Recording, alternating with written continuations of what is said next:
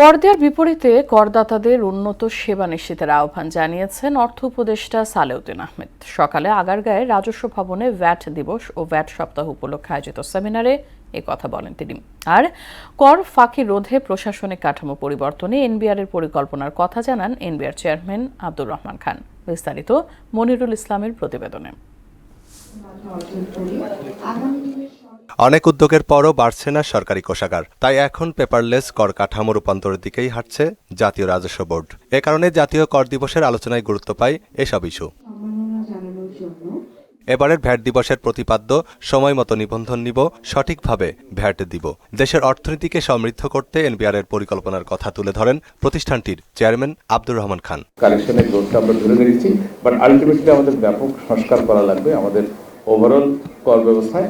আমরা যদি ডিজিটালাইজেশনকে ওইভাবে এগিয়ে নিতে পারি যেভাবে আমরা শুরু করেছি এবং বিজনেসগুলোকে যদি সহজ করতে পারি। রাজস্ব আদায় বাড়াতে না পারলে ঋণের বোঝাও বাড়বে, এমন মন্তব্য করে আব্দুর রহমান বলেন, ঋণকে ঠেকাতে না পারলে সামষ্টিক অর্থনীতিতে নেতিবাচক প্রভাব পড়বে। দেশের জন্য প্রপার রাজস্ব আদায় করতে না পারি তাহলে দেশকে ক্রমাগতভাবে ঋণ করে করে বাজেট করতে হবে এবং ডেফিনেটলি ঋণ পরিশোধ এবং সুদ পরিশোধের জন্য আমাদের ম্যাক্রো ইকোনমিক বড় একটা চাপ পড়বে। এটাই হলো বাস্তবতা।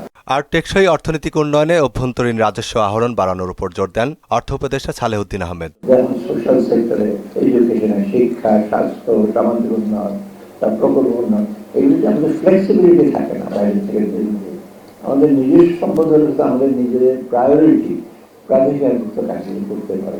কর প্রদান প্রক্রিয়া ত্বরান্বিত করতে এনবিআরকে আধুনিকায়নের নির্দেশ দেন তিনি। কিন্তু খুব একটা মডার্ন সিস্টেম, আধুনিক। আমাদের অন্যান্য কর আছে, সাপ্লিমেন্টারি ডিউটি আছে, এক্সাইজ ডিউটি, সেখানে নানা রকম কথাবার্তা হয়, তাই না? কিন্তু ভ্যাট সম্পর্কে বলবে না বা আয় কর নিয়ে তো বলবে না, যেটা প্রয়োজন, এটা নিঃসন্দেহের প্রয়োজন আছে। কর আদায়ের ক্ষেত্রে আনুপাতিক ভারসাম্য রক্ষায় নমনীয় হওয়ার পরামর্শ দেন অর্থ উপদেষ্টা।